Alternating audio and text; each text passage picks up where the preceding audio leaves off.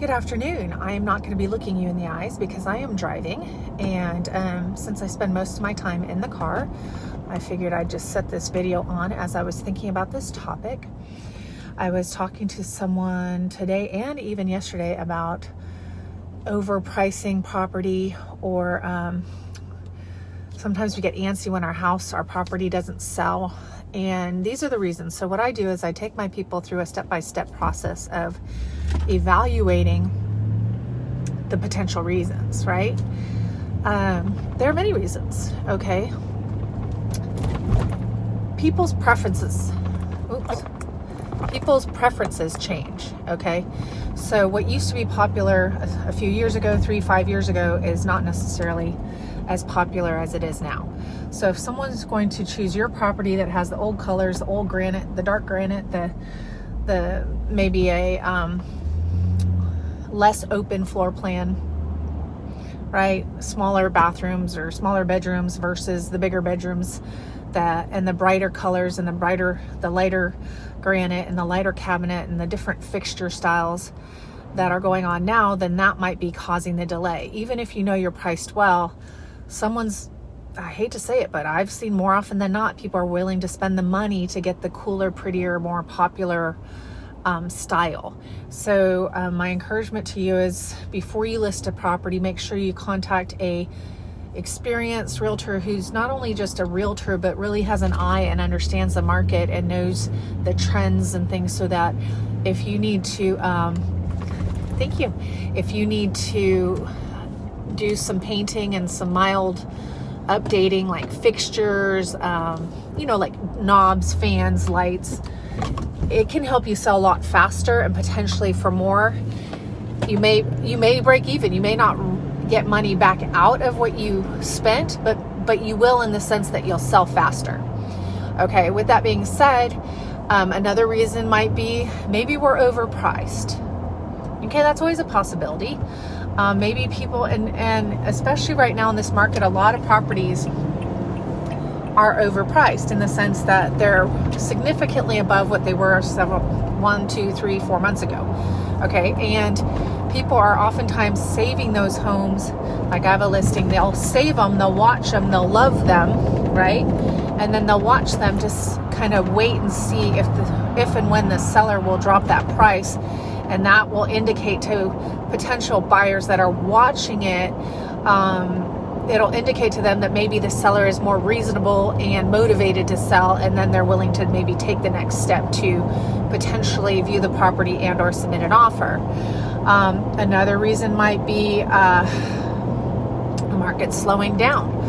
Another reason might be location, right? Another reason might be the yard size, okay, or the house size, right? Well, this was okay for me. Well, yeah, it may be okay for you, but overall in the market that we're in, let's say a master bedroom upstairs will, some people love it because where I grew up, the master bedrooms or primary bedrooms were upstairs, and that was the norm, and people like it because the parents are upstairs with the kids and they're all next to each other.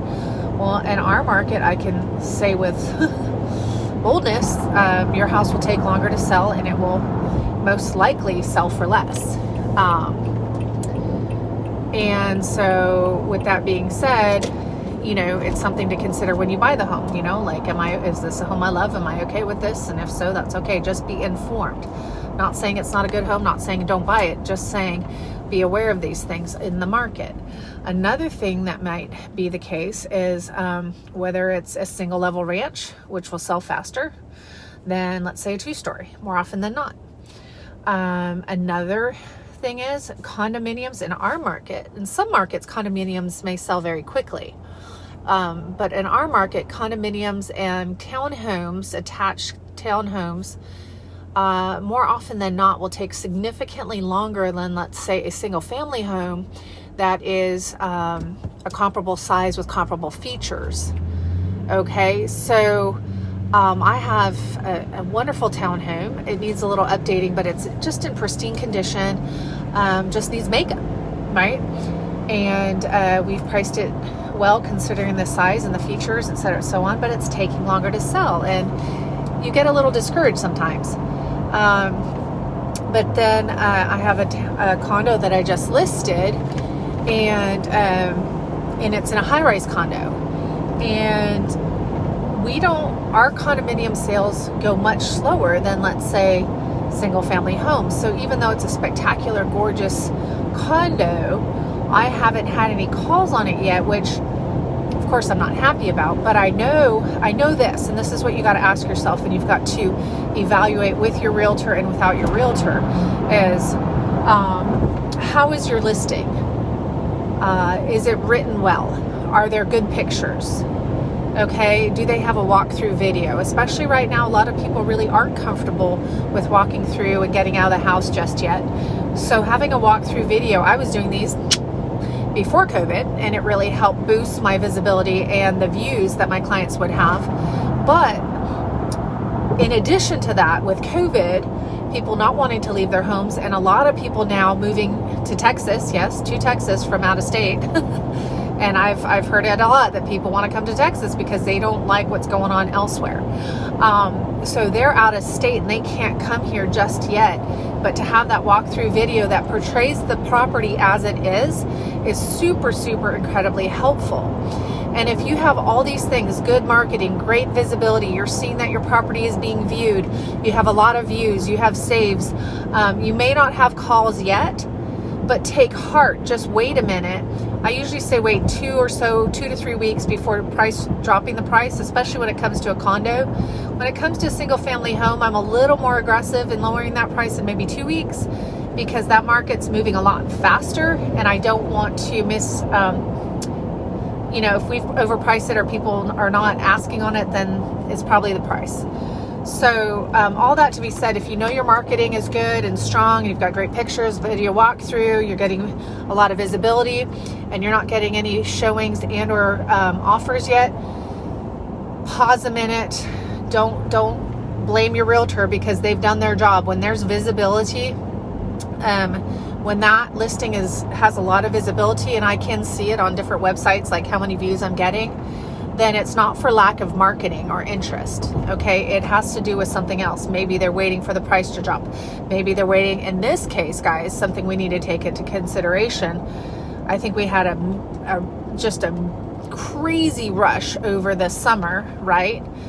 During COVID, and one of my hypotheses, yet I won't even take the time to test my hypotheses, but my hypothesis was that during COVID, and with all the elections and everything getting so everybody getting kind of rattled about the elections and what's going to happen to our economy, my educated guess or not educated guess was that people were pulling money out of their investments, and with the drop in the interest rates, you can buy more house. Even though it's more expensive, you have a lower payment, okay? Because you can have a house for, let's say, $220 at 2.75% interest versus a house for $200 at 4% interest, and you're going to pay less on that house because you're paying less on the interest. So here's the deal. A lot of people are buying like crazy here in Corpus Christi. I don't know about other markets, but here in Houston, especially here, was incredibly, incredibly, incredibly hot, and multiple offers on everything. Now it's slowing down. I'm noticing it's slowing down some, at least on the ones I have. And I would say people are waiting for the elections. And I don't know, whoever gets in, I'm curious to see what the response is once we just know who's in, right? But I do believe the fact that the summer has wound down, we're in October, and now we're facing these elections. I believe there's kind of this pause. Let me take a deep breath and hold my breath until after the elections before I buy property or sell property or anything. And I've heard that, okay? So take heart. If your realtor has done everything feasibly possible to market the property with great pictures, great write-up, video, getting it on the right websites, then just hold tight. It's just a waiting game. It's like we've put that bait in the water, and we're fishing, and we don't know when that fish is going to come, and it's not your fault that the fish hasn't come, right? It's not my fault that the fish hasn't come to take that bite of that bait.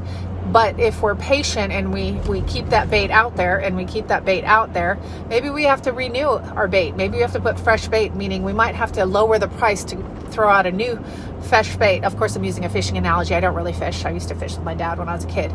But I know enough about it to say, well, maybe I need to pull that in, take a minute, put new bait on there, lower the price, refresh it, send it back out, and see if we can get a new flow on that listing. Okay, so hopefully that helped you, and have a good day. Bye.